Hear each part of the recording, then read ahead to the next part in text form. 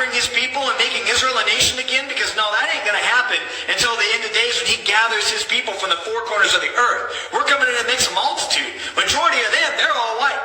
We got a problem here now. We got a problem. Because you change the people, you most certainly change the message. You change all the prophecy. You change all the prophecy. That's like when people try to interpret Daniel and all these things. They fall off at 1948.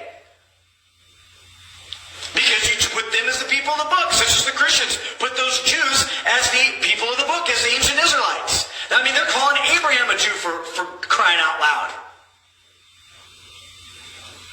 Oh, but so hey, I'm going to cut this short.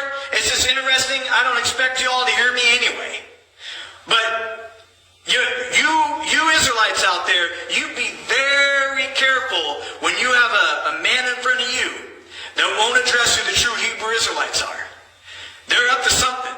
And you know that those people over there in that land of Jerusalem right now, that's the synagogue of Satan being trodden down by the Gentiles. See, you got to know the book.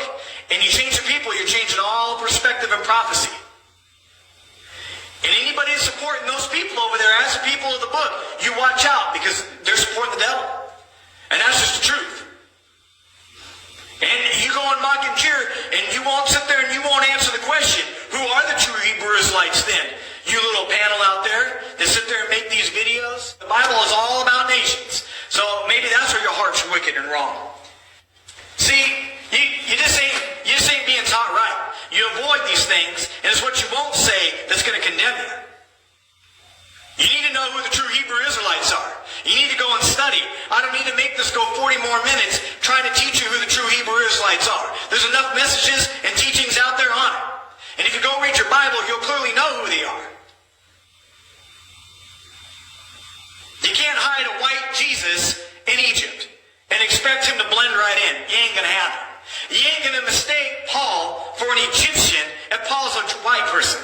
You ain't going to have Moses be able to be carried right into the house of Pharaoh and pass as one of his sons if he's a white baby. It ain't going to happen. So let's just get to the bottom line here, okay? They're brown-skinned people. Simple. But then you got the Christians out here that they've went, and the Catholics have changed that. They whitewashed the whole thing. And then you got people who are supposed to be getting back to the book, back to the truth. They're still trying to whitewash it.